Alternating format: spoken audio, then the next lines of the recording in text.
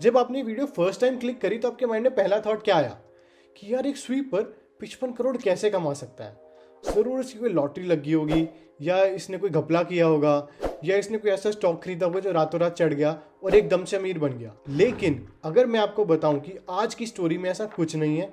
ये स्टोरी है एक ऑनेस्ट इंसान की जिसने अपनी लॉन्ग टर्म विजन और फाइनेंशियल प्लानिंग से 55 करोड़ रुपए कमाए। तो आप यकीन करोगे। और बेस्ट बात बताऊं क्या है कि उसने जो प्रिंसिपल्स यूज करे उनका यूज करके आप, मैं, हम में से कोई भी इतना सक्सेस या इससे भी ज्यादा सक्सेस बहुत ही आराम से अचीव कर सकते हैं। हैबिट नंबर 1 है हम्बल लाइफस्टाइल। तो आज की स्टोरी है रोनाल्ड रीड के बारे में। रोनाल्ड रीड का जन्म 1920 में यूएस के एक छोटे से गांव में हुआ। वो एक छोटे से घर में रहा करते थे और उनकी फाइनेंशियल कंडीशंस अच्छी नहीं थी। उन्होंने लाइफ में इतनी एजुकेशन नहीं ली, इस वजह से उन्होंने 1940 में एक छोटे से गैस स्टेशन पे जॉब स्टार्ट कर दी।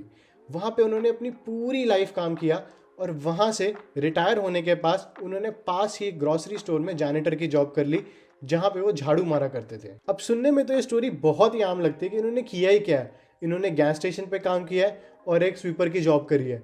लेकिन जो इस ऑर्डिनरी स्टोरी को एक्स्ट्रा ऑर्डिनरी चीज़ बनाती है ना, वो बनाती है उनकी लॉन्ग टर्म विजन और फाइनेंशियल प्लानिंग। एक गैस स्टेशन में काम करते हुए भी और एक स्वीपर की जॉब करते हुए भी उन्होंने अपनी लाइफ में जो भी उन्होंने कमाया उसका एक कंसिडरेबल अमाउंट सेव किया। उन्होंने अपनी पूरी लाइफ में किसी को बताने की भी ज़रूरत नहीं समझी कि उनके पास कितने करोड़ों रुपए हैं। इनफैक्ट जब उनकी डेथ हुई तब उनकी खुद की फैमिली हैरान थी कि उनके पास इतने पैसे हैं।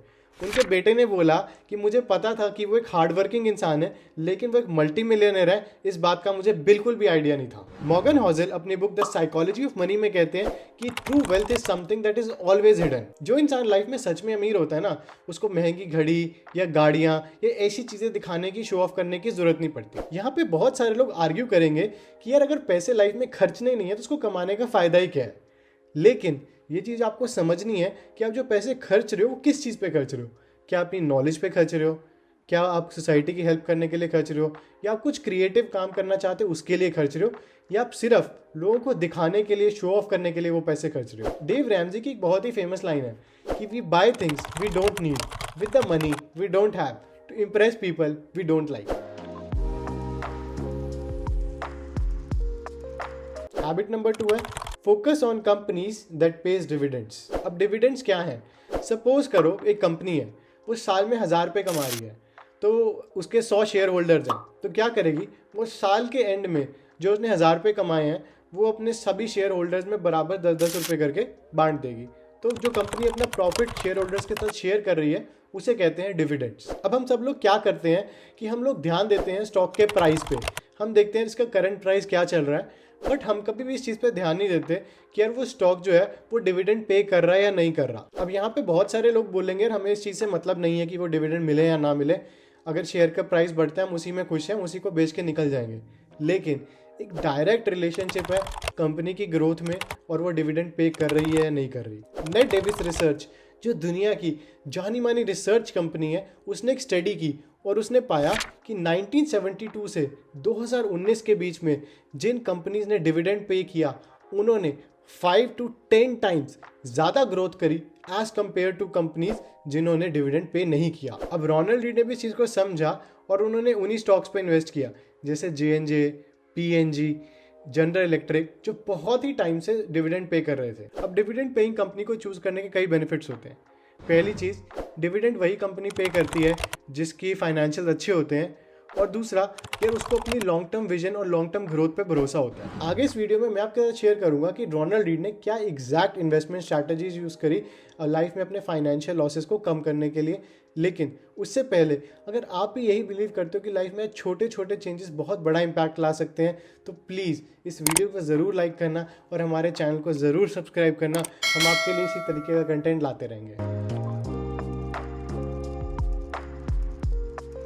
हैबिट नंबर 3 है पावर ऑफ कंपाउंडिंग। अब कंपाउंडिंग में क्या है, आप हर महीने थोड़े थोड़े पैसे इन्वेस्ट करते रहोगे और धीरे धीरे वो पैसे इंटरेस्ट कमाएंगे और वो इंटरेस्ट बढ़ बढ़ के इतना बढ़ जाएगा कि वो एक बहुत ही बड़ी अमाउंट में कन्वर्ट हो जाएगा। अब हम सब लोग क्या करते हैं, हम ये नॉलेज को समझ तो जाते हैं लेकिन हम उसे अपनी लाइफ में अप्लाई नहीं करते। लेकिन रोनाल्ड रीड ने क्या किया, उसने इस नॉलेज को ना सिर्फ समझा, उन्होंने अपनी लाइफ में से अप्लाई भी किया। उन्होंने हर महीने $20,000 पे, जो कि करीबन $231 होते हैं, उसे हर महीने इन्वेस्ट किया, लगातार 65 साल तक किया, और ये जो $20,000 है ना, धीरे धीरे करके 55 करोड़ में बदल गए। हैबिट नंबर 4 है patience and keep portfolio diversified. अगर आपने कंपाउंडिंग को ठीक से समझा है ना, तो उसका जो रियल खेल है ना, वो पेशेंस का है। क्यों? यार मार्केट ना एक रोलर कोस्टर राइड की तरह है, कभी ऊपर जाएगी, कभी नीचे जाएगी, कभी ऊपर जाएगी, कभी नीचे जाएगी। तो जब ये नीचे जाएगी ना, तो बहुत ज़रूरी है कि आप उसमें पेशेंस रखो। ये कोई यार स्प्रिंट नहीं है कि आप फटाफट भाग के निकल जाओगे, इसमें आपको लॉन्ग टर्म लाइफ टर्म रुकना पड़ेगा। फेमस इन्वेस्टर वॉरेन बफेट कहते हैं that if you don't want to own a stock for 10 years, don't bother owning it for just even 10 minutes। तो बहुत ज़रूरी है पेशेंस रखना। रोनाल्ड रीड ने भी 65 years तक अपनी इन्वेस्टमेंट्स को स्टॉक मार्केट में रखा, और उन्होंने क्या किया, उन्होंने अपनी इन्वेस्टमेंट को डाइवर्सिफाइड रखा। वो कैसे? जब उनकी डेथ हुई ना, तब पता लगा कि उन्होंने 95 कंपनीज में इन्वेस्ट किया हुआ था, जिसमें बहुत अलग अलग कंपनीज थी। कुछ रियल एस्टेट की कंपनी थी, कुछ बैंकिंग की कंपनी थी, कुछ फाइनेंस की कंपनी थी। तो उन्होंने अलग अलग कंपनीज में अपने पोर्टफोलियो को डाइवर्सिफाइड रखा। तो have patience and don't keep all your eggs in one basket. इसके बाद आती है habit number 5, that is constantly updating your knowledge. Ronald Read regularly अपनी नॉलेज को अपडेट रखते थे। उन्होंने लाइफ में उन्हीं कंपनीज में इन्वेस्ट किया जिनकी उन्हें प्रॉपर नॉलेज थी। उन्हें आईटी की नॉलेज नहीं थी, तो उन्होंने आज तक किसी आईटी कंपनी में इन्वेस्ट नहीं किया। फेमस इन्वेस्टर पीटर लिंच बोलते हैं, if you don't understand a business, do not invest in that. इसका मतलब है कि अगर आपको किसी बिजनेस के बारे में अच्छी तरह नॉलेज नहीं है, फिर चाहे मार्केट में लोग क्या भी बोल रहे हैं कि यार ये कितना उठ जाएगा, आप प्लीज़ उसमें इन्वेस्ट मत करो। और नॉलेज लेने के लिए ज़रूरी नहीं है कि आपको फाइनेंशियल एक्सपर्ट बनना पड़े। रोनाल्ड रीड खुद एक कोई फाइनेंशियल एक्सपर्ट नहीं थे, उनके पास तो बिल्कुल एजुकेशन भी नहीं थी, फिर भी उन्होंने कंपनीज के फाइनेंसेस को समझा, उन्होंने कंपनीज के बिजनेस को समझा, और जो बिजनेस उन्हें समझ में आए कि ये फ्यूचर में ग्रो कर सकते हैं, उन्होंने उनमें इन्वेस्ट किया। रोनाल्ड रीड की डेथ 2014 में हुई, और उन्होंने जाते जाते भी ना सोसाइटी पे एक बहुत बड़ा इम्पैक्ट क्रिएट किया।